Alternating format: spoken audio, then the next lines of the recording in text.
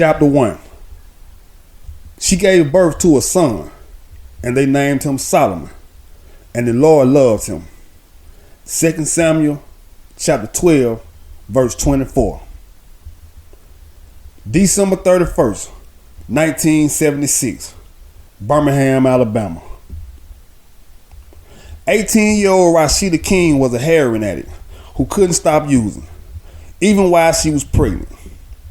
It was the last day of 1976, and Rashida lay naked and unconscious in the middle of the bed in a tiny one-bedroom apartment that she shared with her boyfriend. Rashida had overdosed on heroin and was 7 months pregnant with a baby boy who now seemed to have a slim chance of entering this evil world alive. When David, who was the father of Rashida's unborn child and also a heroin addict, returned from buying more of the deadly drugs, it was nearly too late. He entered the bedroom and found her sprawled out naked across the bed and foaming from the mouth. Panic took over him instantly. A quick observation of Rashida, with her eyes rolled back in her head as she lay completely still, told David he needed to get her some help immediately. He picked up the phone and quickly dialed 911. 911, what's your emergency? There was silence on the other end of the phone as David just held it to his ear, lost in panic.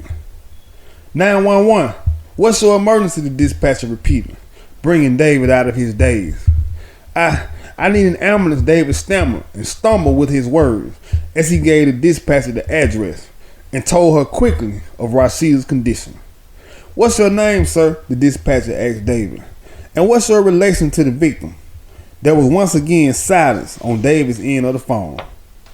David had suddenly gone from panic to fear as he thought about the problems he'd have if he was still around when the cops arrived. He still had 18 months left on his parole, and being in a house where drugs were being used was a definite violation of his parole. He quickly hung up the phone without giving any more information. He took one last look at Rashida and quickly left the apartment, hoping they'd arrive in time to save her and their baby. There was nothing more he could do. David truly cared for Rashida and their unborn child, but the way he saw it, he wasn't about to go back to prison for anybody. David Mitchell was one confused young man. Trouble seemed to have followed him the entire 22 years of his life. He'd been back and forth to the detention center as an adolescent, and then prison once he became of age. It was when he got out of prison, after serving 2 years on a drug charge, that he met 16-year-old Rashida. Her body and mind were much more mature than her 16 years. And when they met, David was 20 years old, while Rashida had claimed to be 18 years old at the time. She was very streetwise, but was no match for David, who'd been using heroin since the age of 12 and living on his own since he was 15. But as they spent more time together, it wasn't long before David had Rashida injecting heroin into her veins as well. During the 2 years they were together, David and Rashida had done all sorts of things to support their habit, and they loved each other in a crazy, dope fiend kind of way. But close to the end of their relationship, Rashida had tried to break free from David, as well as the heroin, but both addictions were just too hard for her to shake. So even as Rashida was pregnant, she still couldn't shake the temptation of the powerful drug that seemed to bring a calmness over her that she'd never felt before. And no matter how hard she tried, Rashida just could not break free. So when they rolled Rashida into the emergency room of Caraway Hospital, she was still unconscious and barely hanging on. They lost her twice on the way to the hospital, and she was immediately taken into the emergency room. Based on her vital signs, the doctors didn't expect her to make it, so saving the baby was their top priority. His chances were slim as well, but Dr. Austin was determined to at least try his best to give this unborn child a chance at life. He was the youngest physician at Caraway and by far the best.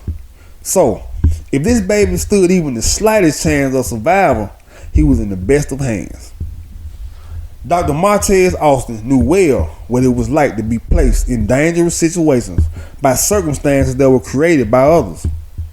He was the youngest of 3 sons, raised by a single mother who did whatever she had to do to take care of her kids. His two older brothers, both into drugs and several other crimes, were the only father figures he'd known.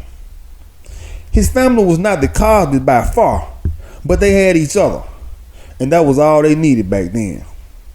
But when the young doctor was just 12 years old, his entire family was torn apart by one tragic incident.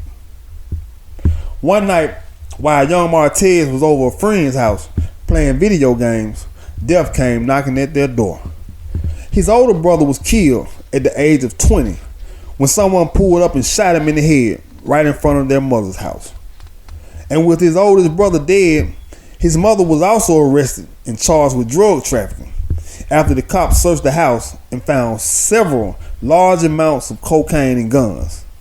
And that next day, his other brother was picked up for murder after supposedly taking the law into his own hands by killing the guy who was said to be responsible for their brother's death. And when the dust settled, Martez's mother got 20 years for trafficking drugs, and his brother got life for murder. The state took custody of 12-year-old Martez, and he was eventually placed in the care of a loving, middle-aged couple who had no kids of their own. His foster parents treated him good and loved him as if he was their own, but he thought often of his mother and brother, and he would write to them both regularly. By no fault of his own, Martez was dealt a bad hand as a child, but he was still determined to excel in spite of his circumstances. He made almost perfect grades, graduated, and went on to study medicine. After completing his studies, he went back to reside in his hometown of Birmingham, Alabama, as one of the youngest and best doctors in the city. But no amount of success could take away the loss he felt back then. He often thought back on that fateful night, and once he accepted the fact that at 12 years old, there had been nothing he could have done to change fate. He focused his energy and time into saving as many lives as he could. And now, he was praying silently for the ability to save one more life. "It's a boy," one of the nurse assistants said as the small, fragile-looking baby was removed from his mother's stomach. "Yeah, and he ain't breathing," the doctor replied. "We need to start CPR immediately. Get him started on some oxygen, and let's get him ventilated." Dr. Austin seemed frantic as he barked orders with his mind on nothing but saving the child. "What about the mother?" asked the nurse standing close by. "Her blood pressure and pulse rate are almost non-existent." "We'll do what we can for the mother," the doctor replied. "But we need to try and save this child first." As a man of God, Dr. Austin didn't feel it was right for this innocent child to die for the sins of his mother. But he was a man of compassion as well, so they worked on mother and child simultaneously. And after what seemed like forever, Dr. Austin was exhausted, both physically and mentally. He'd done all he could for the baby, but his little heart just refused to beat. The child was gone before he'd even arrived. So with the child no longer in the fight, they gave their all to trying to save the mother. "It's always the innocent who perish," the doctor thought to himself, feeling defeated. Dr. Austin said a final prayer for this child who would never know evil. He covered the child's body with a sheet and was walking away to assist with the mother when he heard a noise that he knew he shouldn't be hearing.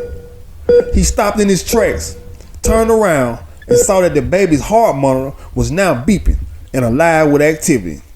So when Dr. Austin pulled the sheet from over the baby, he was surprised to be looking into a pair of brown eyes that were fully alert and staring at him as if to say, "Why are you so surprised?" It was truly a miracle. Not the first he'd seen, but by far the most extraordinary.